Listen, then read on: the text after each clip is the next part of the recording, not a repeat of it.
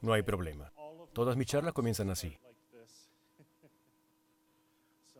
Ahora estoy iniciando.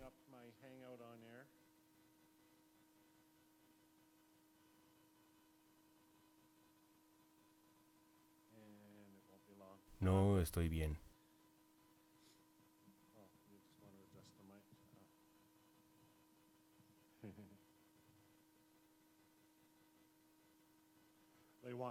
Quieren más sonido. Está bien, ya casi llegamos.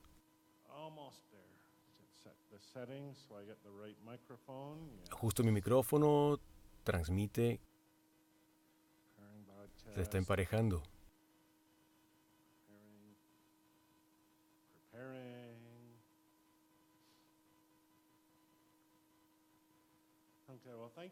Muchas gracias por venir a verme hoy y oírme hoy. Se los agradezco mucho. Entiendo a los expositores de ayer cuando dijeron que no podían ver bien al público. Hay dos reflectores brillantes que apuntan directo a mis ojos. O estoy en el escenario o estoy teniendo una revelación. Quizás las dos. Bien, ya estoy transmitiendo públicamente en YouTube. Desde Caracas, Venezuela, quisiera darles la bienvenida a mi presentación de hoy. Se titula Aprendizaje libre y la riqueza de las naciones. Ayer vieron presentaciones desafiantes, presentaciones que a mí me hicieron pensar y que seguro los hicieron pensar a ustedes. Y, aunque siempre tengo un mensaje en mis presentaciones, algo sobre lo que sé que voy a hablar, para mí siempre es importante adaptar mi presentación al ambiente en el que me encuentro y a los expositores que me precedieron. Cuando hablamos antes en línea, me referí a mi teoría del aprendizaje, y es una teoría muy sencilla.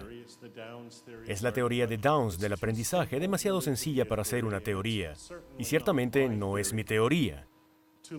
Enseñar es modelar y demostrar. Aprender es practicar y reflexionar. Cuando hablé en línea me referí al lado del aprendizaje, hablé de la práctica y la reflexión. Hoy quiero hablar del lado de la enseñanza, del modelaje y de la demostración.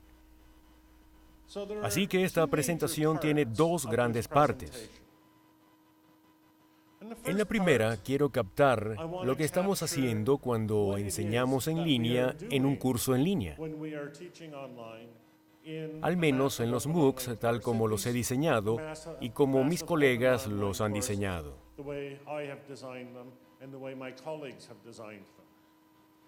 En segundo lugar, quiero referirme a la pregunta de por qué enseñamos los cursos en línea como lo hacemos.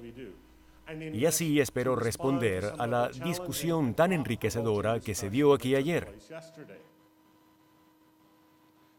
Comenzaré con Juan Domingo y su discusión de Internet y los nuevos medios y medios sociales. Una de las cosas que mencionó fue el cambio social, la disrupción y de aprovechar el caos que resulta de todo esto. Y es algo que aprendemos con el tiempo trabajando en línea. Y es que cuando trabajamos con cientos, millares de personas, no podemos manejarlos, dirigirnos a ellos, decirles qué hacer porque son demasiados y hay demasiadas cosas que saber. Así que no es posible dirigirnos a ellos. Y el futuro en un ambiente así cambia constantemente. Así que, aunque supiéramos qué decirles hoy, no podemos decirles qué hacer en el futuro. Así que tenemos la idea del orden creado por el caos. Tenemos la idea del orden que surge de este caos. Juan Domingo habló de cosas como folksonomy y redes sociales. Veo que tenemos un colapso del sistema visual. Qué bueno que tengo respaldo.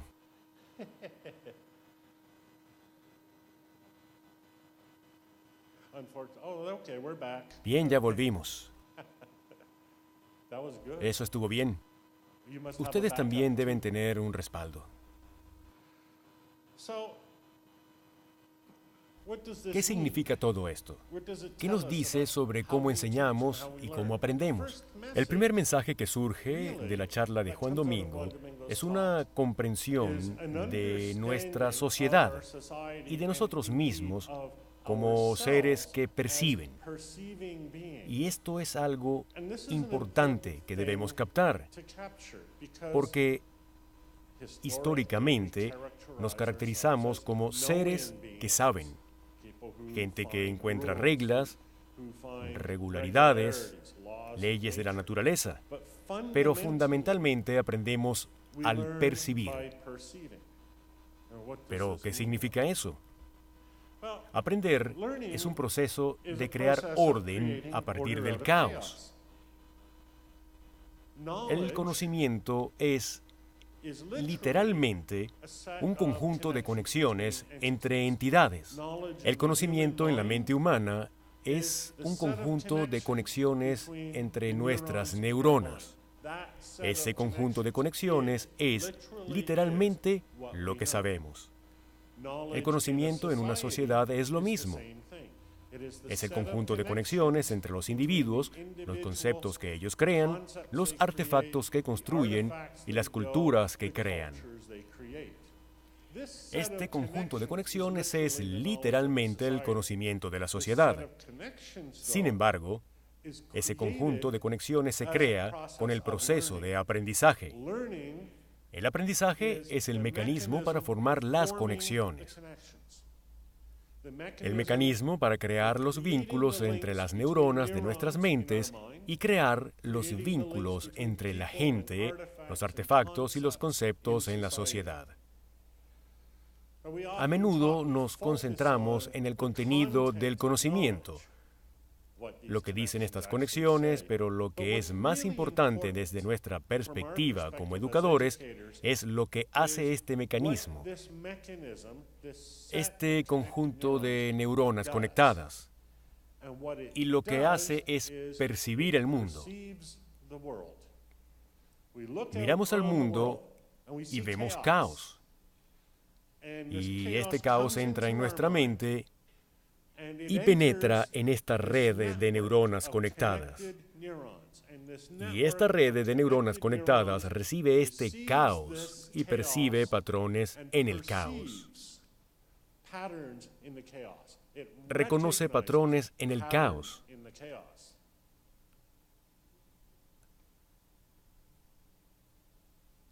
Ahora bien, el aprendizaje y el conocimiento es un proceso de reconocimiento de patrones. Y es por eso que nuestras sociedades y culturas están llenas de patrones. Esa pantalla está en blanco.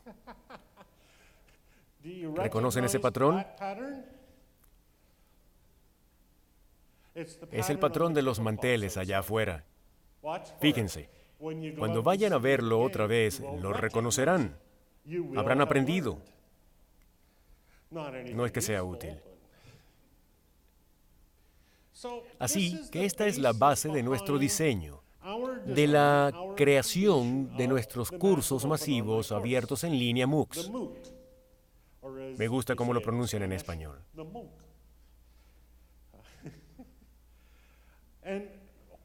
Un MOOC, un curso masivo abierto en línea, es para nosotros, no para Coursera, no para Udacity, no para Sugramitra, ni para edX, sino para nosotros, un curso masivo abierto en línea es un conjunto de conexiones entre gente, artefactos y recursos entre conceptos e ideas. En resumen, es una cultura. En resumen, es un idioma. ¿Qué es un MOOC? Soy muy delicado con estos puntos. Un MOOC es masivo. No es masivo como resultado. No es simplemente masivo. Si no, cualquier cosa que fuera masiva sería un MOOC. Un canal de televisión sería un MOOC. La radio, me encanta la radio, pero una radio sería un MOOC. Pero eso no lo hace en un curso. Un curso requiere interacción y conectividad. Requiere esos vínculos. Y no los tenemos en televisión y radio. Sir John Daniel habló de los MOOC ayer. Dijo que las universidades abiertas han venido haciendo aprendizaje abierto por décadas. Sí, pero no MOOCs. ¿Por qué? Porque carecen de conectividad. Los MOOCs deben ser abiertos. Abiertos implica gratis, sin costo. Y hay muchas razones para eso. A eso me referiré en la segunda parte de la charla. Y también significa libre, que la gente pueda ir y venir, que la gente tenga libertad dentro del MOOC. Los recursos y materiales en el MOOC son libres. Se pueden mover. No están estáticos en una ubicación específica. Un MOOC está en línea. ¿Por qué está en línea? Porque queremos participación de todas las regiones del mundo. Es la razón por la que estoy en un lugar como Venezuela. Nunca habría venido a Venezuela si no compartiera lo que sé, abiertamente y gratuitamente con gente en todo el mundo. Pero para mí es importante aprender sobre Venezuela, sobre el país y su gente, porque eso me da perspectiva, me da contexto, me da ideas. Y finalmente, los MOOC son cursos. No son comunidades, no son eventos compartidos, no son conceptos, no son ambientes. Son cursos, y con esto quiero decir que comienzan, transcurren y terminan. Y en el intermedio hay una discusión, un aprendizaje sobre algún concepto o idea. Ese es el concepto básico de un curso. Y lo hacemos específicamente porque queremos crear una red temporal a la que la gente pueda unirse, sin que sea un compromiso de por vida. Eso permite nuevas conexiones, sacudir nuestro ambiente normal.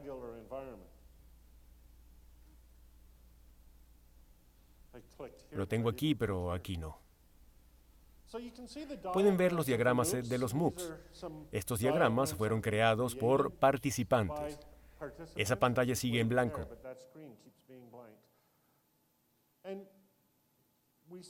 Vemos patrones en estas conexiones, y esto es lo que participantes en nuestros MOOCs han hecho. Crearon un pato y no sé qué es el otro, una vaca. Pero vemos cómo las redes de conexiones crean patrones que reconocemos. Son patrones reconocibles. Y así tenemos la definición del MOOC como curso masivo abierto en línea. Y a lo largo de los años, George Siemens y yo, Dave Cormier, Rita Cobb y otros hemos creado MOOCs. Nuestro primer MOOC fue Conectivismo y Conocimiento Conectivo, CCK08. Lo creamos en 2008 George Siemens y yo. Luego David Cormier se nos unió y nos ayudó mucho. Y ofrecimos ese curso 4 veces en los siguientes 5 años. Ofrecimos otros cursos, por ejemplo, Ambientes Personales de Aprendizaje, Conocimiento y Redes, el PLENC 2010. Ofrecimos un curso de 30 semanas sobre el cambio. Con Rita Cobb ofrecí un curso titulado Literalidades Críticas. Este año pasado, con la Universidad Athabasca, Chronicle of Higher Education, la Fundación Gates, ofrecimos un curso sobre los futuros de la educación superior. Todos fueron MOOCs. Todos fueron ejemplos de aprendizaje, en tanto crear un conjunto de conexiones entre personas, recursos, conceptos e ideas. No hay duda de que han oído de muchos otros MOOCs. Han visto los MOOCs creados por Coursera, los creados por Udacity, edX y muchos otros MOOCs. Pero hay una gama de MOOCs diferentes que quiero identificar. De un lado tenemos los MOOCs basados en la idea de red. Es el tipo de MOOC que creamos George y yo. La idea de conectar gente, ideas y cosas. Cursos como el CCAK y otros más. Los MOOCs que ofrece Coursera, Udacity y los otros se basan en contenido. Ellos hacen que la gente acuda a ellos. Y la gente va al MOOC de Coursera y de Udacity y allí aprenden sobre un tema. Y el MOOC los lleva a lo largo del material y les da tareas y les muestra videos cortos. Es algo así como el MOOC, como una red de difusión. El MOOC como una televisora. Y no hay interactividad. De hecho, con los cursos de Coursera, lo que se observa es que la gente crea sus propias comunidades aparte, completamente separadas del curso, porque en verdad quieren esta interactividad. En el centro se encuentran MOOCs híbridos. Por ejemplo, DS-106, creado por Jim Broome y apoyado por gente como Alan Levine y otros. Y es un MOOC basado en la idea de tarea, en la idea de crear y hacer cosas. Sí incluye una red, pero también es basado en contenido. Es algo abierto, pero también no abierto. Así que no es un MOOC de la forma que he descrito, aunque sí incorpora muchos aspectos interesantes del MOOC, tal como lo describo. Así que aquí tenemos cómo luce un MOOC. De nuevo, fue así como desarrollamos el MOOC conectivista. Como pueden ver, la estructura del curso, y esta es la estructura del curso, luce como una red. No le damos a la gente una cosa, luego otra, etc., para que estudien y aprendan. En lugar de eso, cuando la gente entra al curso, no hay una ruta predefinida que deben seguir. Ellos pueden escoger la suya. Es gracioso, el MOOC por un lado es aprendizaje masivo, abierto y en línea. Pero por otro lado, por la forma en que fue diseñado, también es la forma más personal de aprendizaje. Cada persona experimenta algo distinto en el mismo curso. Es un elemento muy importante del MOOC. No hacemos que todos estudien lo mismo. La gente mira cosas distintas según sus intereses y capacidades. ¿Por qué hacemos esto? Crear un MOOC es como crear una red. Cuando creamos una red, no queremos crear contenido centralizado que todos deben seguir. En vez de eso, tenemos una amplia gama de contenido. Y lo que buscamos, como instructores, como maestros, es la creación de los vínculos entre los distintos elementos del curso. La relación entre las actividades, las ideas, los artefactos y los recursos. Queremos que la gente trace conexiones. Queremos trazar conexiones nosotros mismos. Y cada persona que participa en el curso crea un conjunto distinto de conexiones. Y luego el curso como un todo es la totalidad del conjunto de conexiones creado por los participantes. Un MOOC entonces no es algo creado por un maestro o un instructor, sino algo creado por todos nosotros. El instructor es un participante en el MOOC con cierto papel del que hablaremos. Pero todos construimos el MOOC. Y lo construimos a partir de los recursos, las ideas y los artefactos de nuestra comunidad. Entonces, como instructor, al diseñar un MOOC, armamos varios componentes primarios del curso. Lo que George y yo hemos hecho es crear 4 cosas. Primero, una wiki. Y hay muchos lugares donde se puede acceder a wikis gratuitas en línea. Y esto fue lo que hicimos porque nunca tuvimos dinero. Creamos una wiki y en ella planificamos el curso. Digamos que era un curso de 12 semanas y aquí estaban los 12 temas que queríamos cubrir. Incluiríamos vínculos a invitados, un expositor experto en el tema de algún lugar del mundo. Tratábamos de buscar una buena mezcla de expositores. También creábamos una lista de correo. Usamos mi propio software para nuestra lista de correo. Pero es posible hallar software gratuito, servicios en línea que permiten crear una lista de correo y permite a los participantes suscribirse a ella. Esta lista de correo es verdaderamente importante. Para muchos es la conexión principal con el curso y se usa la lista para enviar informaciones y análisis. Luego creamos un blog del curso. El blog es un lugar para que George y yo reflexionáramos. No es algo que rellenamos de contenido a priori. Es algo que creábamos día a día, semana a semana, a medida que avanzaba el curso. Y en él nosotros reflexionábamos sobre nuestro propio aprendizaje. Lo importante del blog era que nosotros mismos demostrábamos o modelábamos cómo nosotros mismos estábamos aprendiendo en el curso. Y finalmente, creamos un ambiente para nuestros invitados, para nuestra interacción en línea. Creamos video sincronizado. Generalmente usábamos un producto comercial llamado Illuminate, pero hay otros gratuitos. Yo en este momento, estando aquí, estoy creando uno. Creé un Hangout de Google, así que hay gente viéndonos en mi Hangout de Google y está siendo transmitido en YouTube. Y esta es una forma de tener un ambiente de audio y video en el que la gente pueda tener una conversación, mostrar ideas o, en este caso, presentar una ponencia.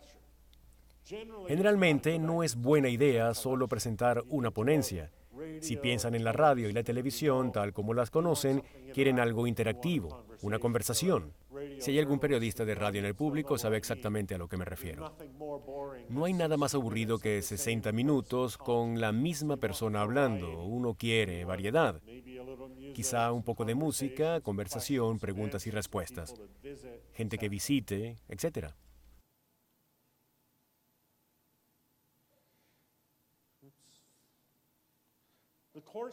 La estructura misma del curso, como mencioné, es una serie de temas. Y así enseñamos nuestros MOOCs. En nuestros cursos sobre conectivismo, hablamos sobre el concepto del conectivismo. Si es o no una teoría, cuáles eran los principios fundamentales de las redes, cómo se pueden usar las redes para aprender y temas similares. Pero en este curso no enseñamos estos temas. No decimos, esto es el conectivismo, así es como se aprende. En lugar de eso, los instructores George Simmons y yo trabajamos con estos temas como investigadores, como teóricos, como practicantes y maestros tratando de entender. No tratamos el primer tema del concepto de conectivismo. Tratamos el primer tema haciéndonos una pregunta. ¿Qué puede ser el conectivismo? ¿Cómo podemos nosotros entender el conectivismo? ¿Cómo podemos nosotros aprender sobre redes? Teoría del aprendizaje y todo eso. Y los participantes en el curso nos ven aprendiendo activamente, aprendiendo abiertamente. Y ven un modelo de un practicante haciendo lo que hace. Si fuera un curso de enfermería, nos verían actuando como enfermeros. Nos verían en el hospital yendo de una habitación a otra. Nos oirían hablando en voz alta sobre nuestro quehacer, las situaciones que enfrentamos y cómo las entendemos. La idea aquí es que la estructura del curso es un modelo de la práctica y no hablar sobre la práctica. Y eso es muy importante. Hay componentes adicionales de los cursos. Estos componentes adicionales son creados por los participantes. Queremos que nuestros participantes sean activos y se involucren en el curso. Así que les pedimos encontrar un servicio y página en línea, Blogger, WordPress o Tumblr, una red social como Facebook o Tumblr, no importa cuál sea. Puede ser una página de creación de contenido, como Google Docs, o Flickr o Instagram, la que sea. No nos importa. Ustedes, los que aprenden, escogen dónde aprender. Ustedes escogen la tecnología en la que aprenderán. Lo que sí pedimos es que nos digan cuál es. Ni siquiera tienen que hacerlo, pero sería una cortesía. Luego, lo que hacemos es crear una agregación.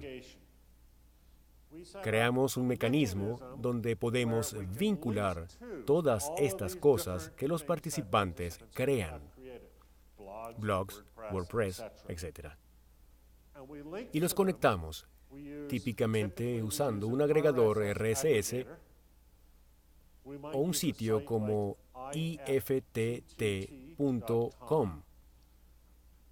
Quizá usemos Facebook o Twitter.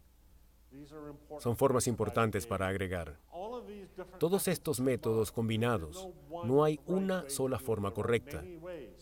Son muchas las formas de conectar recursos en línea. Buscamos las buenas y también las económicas, porque de nuevo no tenemos dinero. Y luego nos lanzamos al proceso del MOOC. Cada semana introducimos un nuevo tema. Damos los recursos y los participantes comienzan a compartir esos recursos. Y comenzamos a hablar de estos recursos. Creamos vínculos con ellos. Los comparamos entre sí.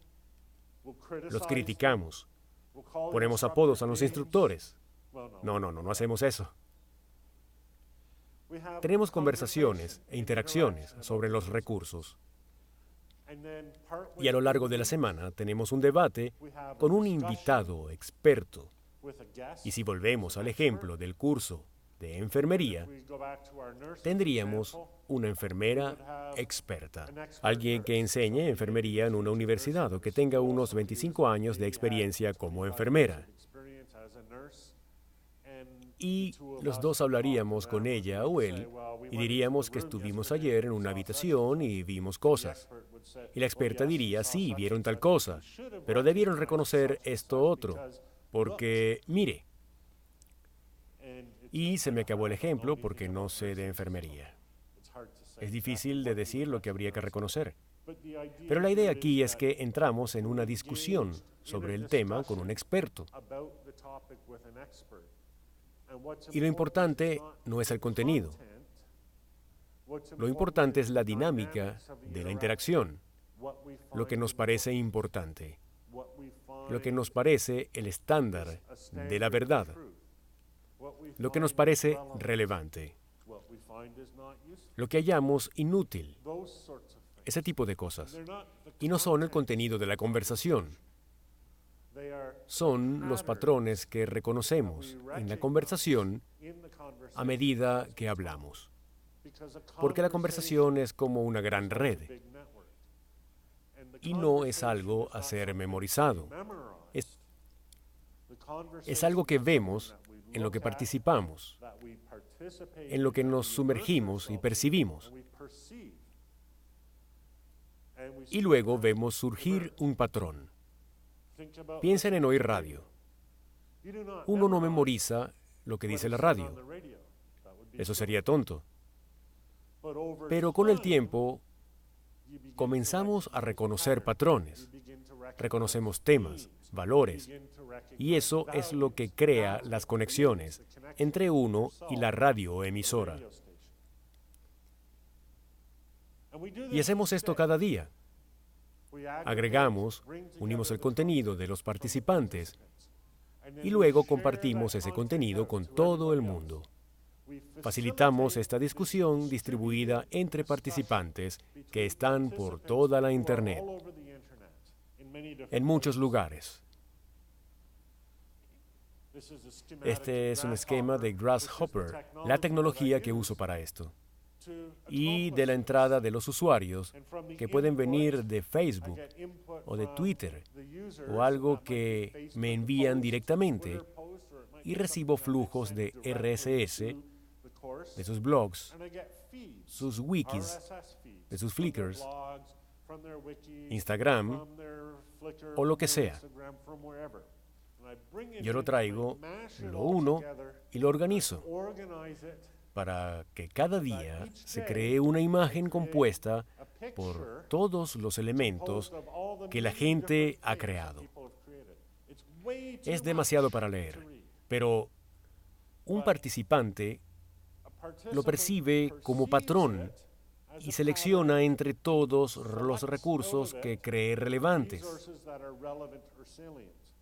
Y publico ese patrón. Lo envío vía email, también como flujo RSS. Lo envío como página web, como una serie de mensajes en Facebook, incluso como tweets. Pueden verlo en mi cuenta, mi gacetilla vía email, una página web, un flujo de Twitter y mañana, cuando llegue a casa, seguro haré una versión para Facebook. No había pensado en eso. Quizá debería hacerlo. Entonces, la pregunta es, ¿cómo aprendemos en un MOOC? Y como dije, aprender es un proceso de inmersión en una comunidad que sabe. Nos integramos al trabajo y a la conversación. A través de esta participación percibimos patrones. Y esos patrones, y no el contenido, es el aprendizaje. Aprender es un proceso de reconocer estos patrones, reconocerlos, percibirlos y luego hacer crecer nuestra propia red neural, nuestra mente, nosotros, para convertirnos en una de esas personas. Si volvemos a la enfermera, no se trata de aprender la teoría, las destrezas y las prácticas. Si le preguntan a una enfermera cuál fue el proceso, les dirá que fue el proceso de convertirse en enfermera. Disculpen. Fue un proceso de ser el mismo tipo de persona que son las otras enfermeras. No exactamente igual, todos son distintos.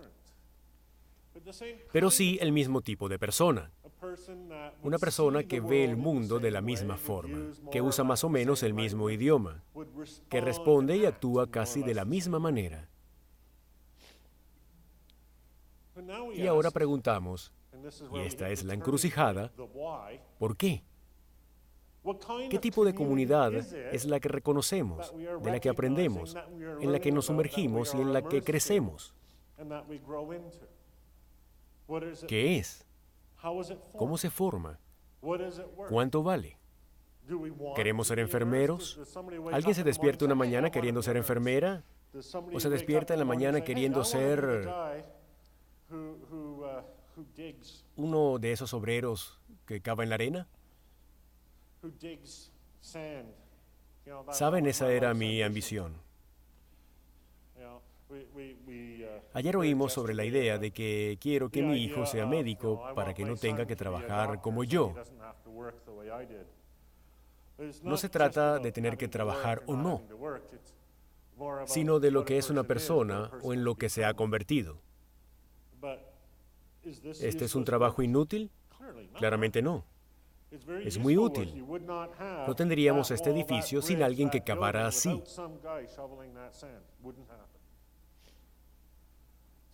¿Qué tipo de sociedad estamos construyendo? ¿Qué cosas valoramos?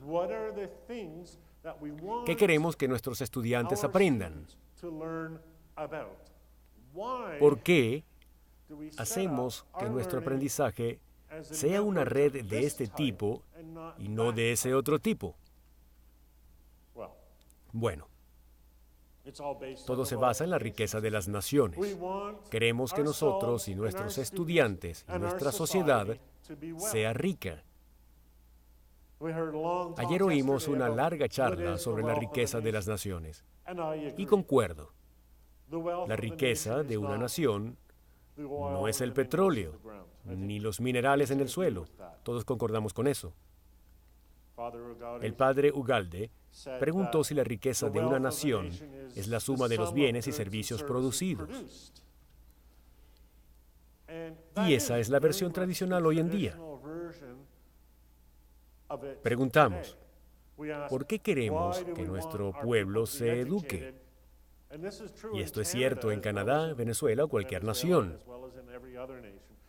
Queremos que se eduquen para que consigan empleo y sean miembros productivos de la sociedad.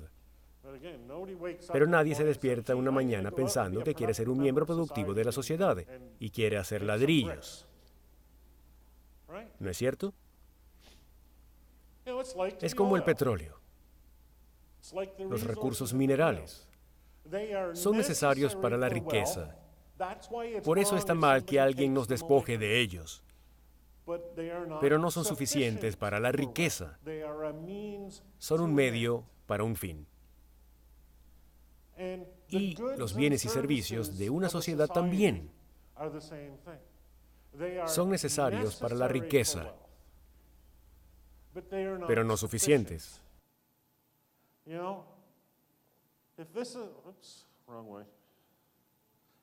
Si esto es todo lo que valoramos, es una sociedad vacía. Los bienes y servicios son necesarios, pero no suficientes. Y eso nos deja con la pregunta: si hacemos más que tratar de lograr que la gente trabaje más en nuestra educación, ¿qué es lo que tratamos de hacer? ¿Cuáles son los resultados de la sociedad? Estamos orientados a resultados, ¿no? Queremos resultados de aprendizaje, de trabajo, productividad. ¿Cuáles son los resultados? Distintas sociedades tienen resultados característicos. Estados Unidos, vida, libertad y la búsqueda de la felicidad. Suena tan estadounidense, ¿no? Canadá, paz, orden y buen gobierno. Lo dice nuestra Constitución. ¿Y suena a Canadá?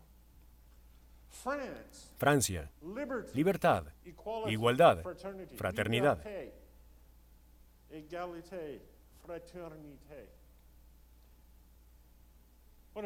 Si piensan en otras naciones, no piensan en su capacidad productiva. Si consideramos a Taiwán, pensamos en su gran PIB. Se puede poner un valor a Taiwán. Ojalá fuera así. Pero no, miramos otros aspectos de la cultura. El chocolate suizo, los waffles belgas, el café colombiano, pero no solo eso. La gente, la cultura, las tradiciones, la forma de ver el mundo, los patrones que reconocemos en esas sociedades. Son esos, y no los bienes y servicios. Esos patrones, esas formas de ser, son la riqueza de esas sociedades.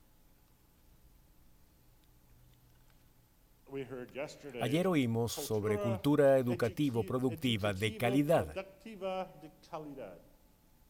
Hasta allí llega mi español.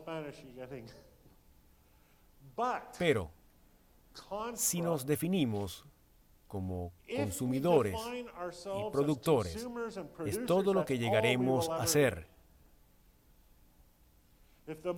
Si la motivación para el trabajo y el aprendizaje es solo la producción y el consumo, nunca aspiraremos a más. Uno lee sobre las generaciones perdidas. Ayer hablamos sobre las generaciones perdidas, de F. Scott Fitzgerald, o Ernest Hemingway con The Sun Also Rises, Jack Kerouac, On the Road, J.D. Salinger con Catcher in the Rye. Todas son historias sobre gente que vivió en países ricos, de abundancia, pero estaban perdidos. Y no estaban perdidos por no producir bienes y servicios.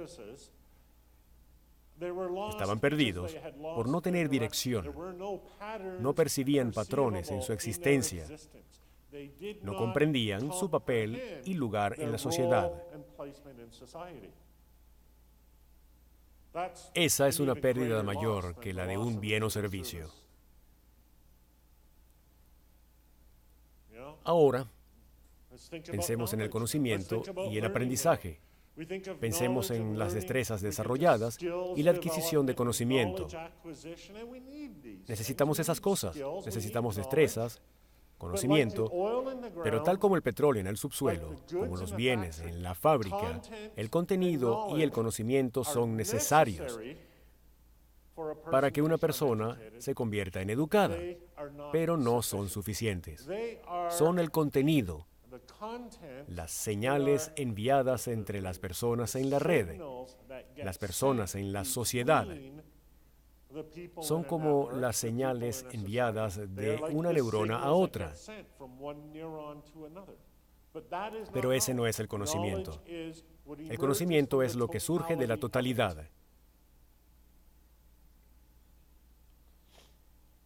El conocimiento, el contenido y las destrezas son los medios con los que logramos nuestras metas en la vida, pero no son los fines como tales.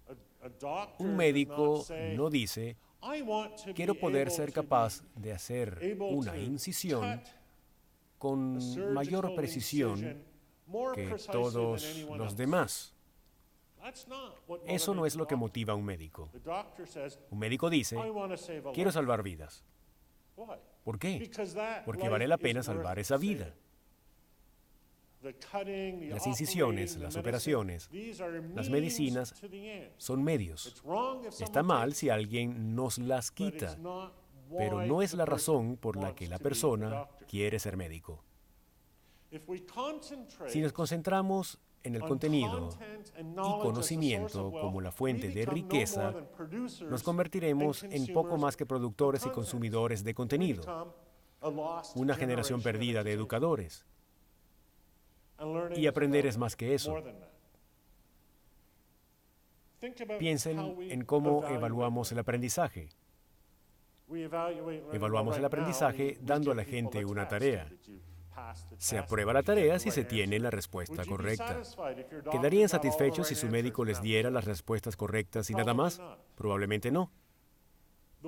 La forma en que en verdad evaluamos el aprendizaje, piensen en esto, piensen en el debate sobre las profesiones en la sociedad venezolana que oímos ayer. ¿Cómo evaluamos en verdad a una persona? Para saber si han aprendido. Vemos cómo se desempeñan en la red, cómo interactúan en la red. ¿Pueden hacer cosas? Si es un médico, ¿puede curar a un paciente? Si es enfermera, ¿puede cuidar al paciente? Si es un educador, ¿puede llevar a alguien de no saber a saber? Vemos la capacidad de una persona en esta red. Pero no buscamos conocimientos específicos o destrezas específicas. Miramos a la persona, observamos la totalidad de su comportamiento y reconocemos si está calificada. Y lo interesante es que no es necesario un experto para reconocerlo. Los expertos pueden hacerlo mejor, pero incluso alguien que no lo sea puede reconocerlo. Es como los deportes, como el fútbol o el béisbol. En Venezuela es el béisbol. Uno ve a un jugador y aunque uno no sea experto, reconoce cuando alguien es un buen jugador. No porque hizo esto o lo otro, sino por la totalidad de sus acciones. Y así se reconoce también el aprendizaje en general. Podemos distinguir tipos de aprendizaje de la misma forma en que distinguimos tipos de MOOCs. Decimos que aprendizaje es redes, comunidad, sociedad, participación. O podemos definir el aprendizaje como concentrado en contenido. Decimos que el aprendizaje es algo en lo que nos convertimos, algo que pasamos a ser. O aprendizaje como mercancía, algo que se compra y se vende, algo que se produce y se consume. El aprendizaje basado en el contenido de los ex-MOOCs está basado en producción y consumo.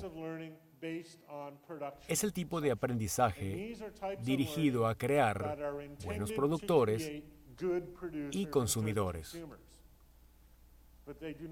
pero no crean buena gente. El tipo de aprendizaje que crea buena gente es el manejado por la misma persona en un ambiente dedicado y dirigido a trabajar hacia el crecimiento de esa persona como individuo.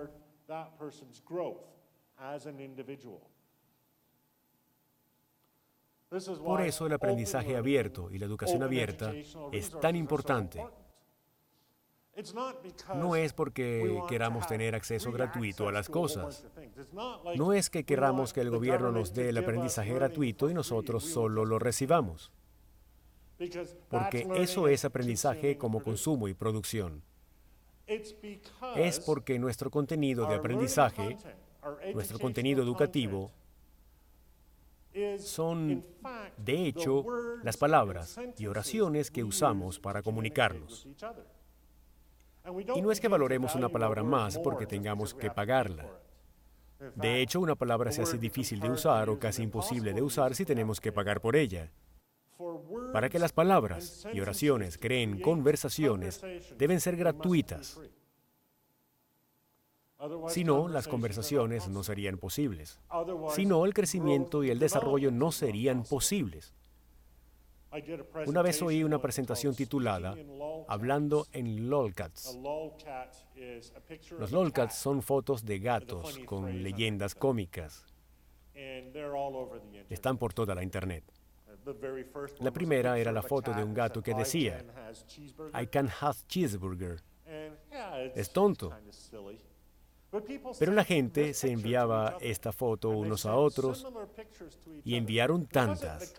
No importó el contenido de la foto, sino el acto de enviárselas unos a otros.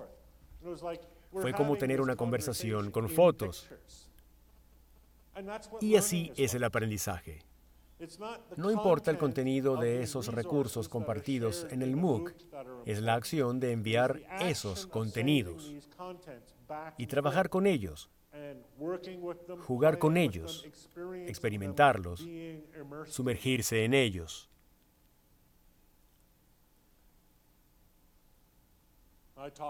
Hablé del aprendizaje como redes, de la sociedad como red, de ser más que un productor o un consumidor, de que el aprendizaje es más que conocimiento, destrezas y ese tipo de cosas. Pero, entonces, ¿qué necesito? ¿Cuáles son las medidas o indicadores prácticos y concretos que podemos usar para determinar la efectividad del aprendizaje, su calidad y el valor o la riqueza en la sociedad? Esto lo llamo la condición semántica. La condición semántica es la propiedad de las redes de aportar significado a nuestras vidas. Y he identificado 4 grandes elementos. Autonomía, la capacidad de tomar nuestras decisiones, de hallar nuestro propio camino. Diversidad, la idea de que cada persona, en una red o en una sociedad, tiene una perspectiva, un punto de vista o una experiencia sobre el mundo diferente, pero igualmente importante. Recuerden, es un sistema que percibe. Así que cada neurona, cada persona, es importante. No hay un percibidor en jefe. No hay un percibidor en la sociedad. Cada uno de nosotros es parte de esa percepción. Apertura es importante. Sin la apertura no tendríamos la capacidad de recibir experiencias. No tenemos la capacidad de compartir lo que experimentamos. En una red, la apertura se caracteriza por el hecho de que la gente puede entrar y salir de la red. En una clase, se caracteriza por el hecho de que la gente puede entrar y salir de la red gratuitamente, sin dar una dirección de correo. Y finalmente, interactividad. Y es la idea de que el conocimiento del curso, el conocimiento de la persona, el conocimiento de la sociedad es creado como consecuencia de esas interacciones. Y no es el contenido de esas interacciones, sino más bien los patrones que surgen de esas interacciones y pueden ser reconocidos. Esos son los principios de una red efectiva. Esos son los principios de una sociedad efectiva. Y por ello, son los principios que seguimos al diseñar un MOOC. De hecho, el MOOC es solo una herramienta. Estos son los principios que yo sigo, los que cumplo como educador, como maestro. Olviden la herramienta por un momento, no importa cuál sea la herramienta. Cuando funciono apropiadamente como educador, soy alguien que promueve la autonomía. Soy alguien que acepta la diversidad. Soy alguien que está abierto a nuevas experiencias, que está dispuesto a compartir. Soy alguien que valora las conversaciones como experiencia de aprendizaje y no el contenido. El objetivo del aprendizaje no es la adquisición, no es ser consumidor o productor. El objetivo del aprendizaje es el crecimiento. Se trata del desarrollo personal de cada quien, no solo lo que sabe una persona, sino la gente que no es capaz de saber mucho o los que han olvidado lo que saben no serían importantes. No es eso. Lo importante es el sentido de valor de una persona y su sentido de lugar en la sociedad. La comprensión de que saben quiénes son y saben dónde están. Y se perciben como parte de una red, como una parte importante del patrón en esta red. Y se ven en estos patrones. Cuando el padre Ugalde habla de la necesidad de contar con médicos e ingenieros humanitarios, gente que trabaje con la humanidad, esto es lo que quiso decir. Ser médico es más que cortar al paciente, es preocuparse por la persona y entender que esa persona es valiosa. Cuando habla de educación para transformar el país y que el niño tenga que aprender cosas y hacerlas mejor, esto es lo que quiere decir. No es hacer que el niño sea un ente productivo de la sociedad, sino hacerlo una persona completa que se percibe a sí mismo como alguien valioso. Si no logran eso, la educación ha fallado. El conocimiento y el contenido son necesarios, pero no suficientes. El petróleo es necesario, pero no suficiente. Los publicistas, los profetas, los políticos, los que controlan a los medios de masas, de todas las perspectivas, todas las partes de la sociedad, ellos saben eso. Lo saben muy bien. Saben que la gente busca un sentido de autovaloración. Saben que la gente busca un sentido de pertenencia. Sentirse parte de algo más allá de sí mismos. Y se los darán gustosamente. Si salen de esa puerta y caminan por su ciudad, mi ciudad o cualquier otra, verán gente preparada para hacerles consumir un sentido de valoración. Se los venderán. Pero el aprendizaje personal pasa por construir estas cosas nosotros mismos. El valor, la riqueza de una cultura, no es un producto que podamos comprar o vender. La riqueza de una cultura es lo que juntos, como individuos autónomos y diversos, producimos como un todo. Escribí un artículo titulado Cosas que de verdad tienen que aprender. Y los primeros 8 puntos son: uno, muy práctico, cómo predecir el futuro.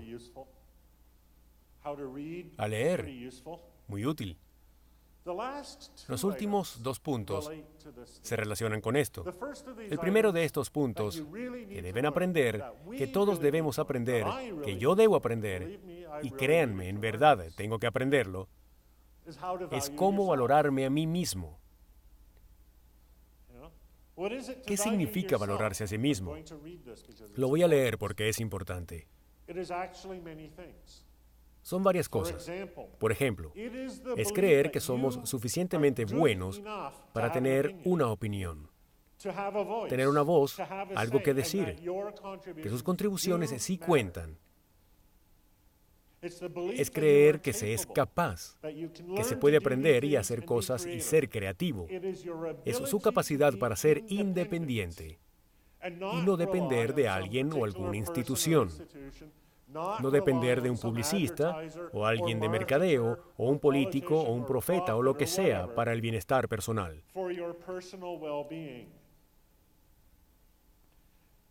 Y es la capacidad para ser autónomo, capaz de tomar sus propias decisiones y vivir la vida a su manera.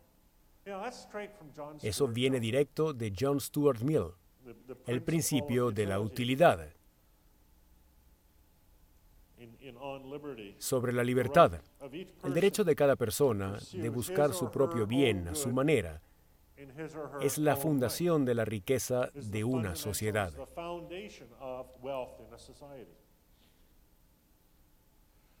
El otro principio en mi artículo es cómo vivir significativamente. Vivir significativamente es una combinación de varias cosas. En un sentido, es nuestra dedicación a un propósito. Y también un sentido de apreciación del aquí y el ahora. La conciencia de que esto, aquí y ahora, es justo donde quieren estar. Si no quisieran estar aquí, estarían en otra parte.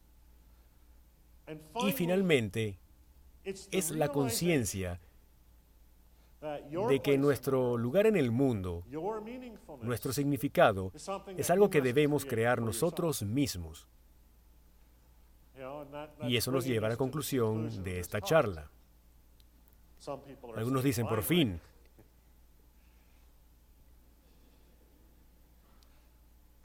Y es esta. Todas estas cosas son suyas por derecho, por virtud del hecho de que son miembros de la red, parte de la sociedad, y que los humanos, tanto interna como externamente, creamos valor y significado a través de estos procesos de red. Pero su papel, su valor, su propósito en la sociedad nunca se les podrá dar. Y ese fue el mensaje medular de la charla del padre Ugalde. Nunca se les podrá dar. No se le puede dar a una persona una educación.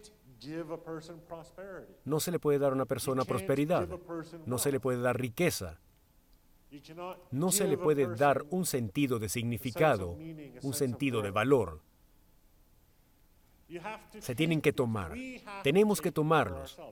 Cada uno de nosotros como individuos. Tenemos que ganárnoslos creyendo en nosotros. La mejor forma de educarse es creer en uno mismo. La primera tarea, la tarea fundamental, que la gente debe cumplir es inculcar el sentido de que toda persona debe creer en sí misma y ser alguien por sí mismos, no importa lo que sea. Y podemos convertirnos en autónomos solo siendo autónomos. A veces bromeo diciendo que hago mis propias reglas. No es en serio, pero saben, sí hago mi forma de vida. Creo mi propia contribución con la sociedad. No tengo a nadie que me diga cómo contribuir a la sociedad. Y es el derecho de cada persona, pero cada persona tiene que hacerlo por sí misma. Como educadores, nuestro papel fundamental, fundacional, es saber que no damos y no vendemos aprendizaje y educación. Nuestra tarea es más bien actuar como modelos y facilitadores que ayudan a la gente a aprender y educarse a sí mismos y para sí mismos. Y esa es la médula, el significado fundamental del aprendizaje personal, y es el objetivo que yo, al menos, trato de alcanzar con el aprendizaje abierto en línea, con los MOOCs y con todo el trabajo que hago en general. Y con eso les doy las gracias por su atención. Y les agradezco que me hayan acompañado aquí hoy. Gracias.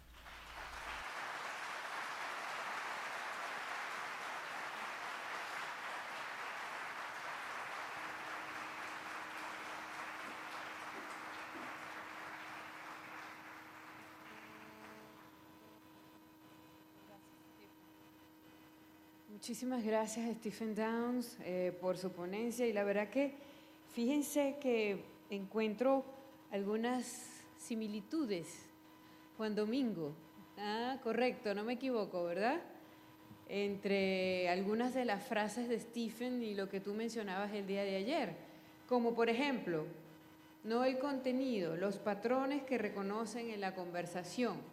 Eso me llamó mucho la atención y tiene que ver con lo que tú decías el día de ayer. Por eso creo que la discusión que se va a generar dentro de un rato va a ser muy interesante, el debate. Y como que no va a ser debate nada. ¿Tú qué crees? Bueno, luego el aprendizaje es un proceso de reconocimiento de estos patrones, ¿verdad? Bueno, me parece muy interesante. Es lo que vamos a estar viendo en el debate más tarde, pero lo que sí quería era pedirles un poquito de paciencia. Hay un problema técnico acá para la transmisión de un video y esto va a tener que solventarse en unos minutos, así que simplemente lo que les pido es que tengan un poquito de paciencia, esperemos unos 5 minuticos que se solvente que se solvente el problema técnico.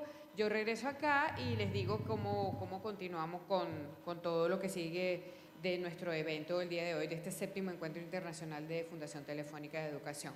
Ok, así que denme unos segunditos que ya vamos a solventar el pequeño problema técnico. Ok.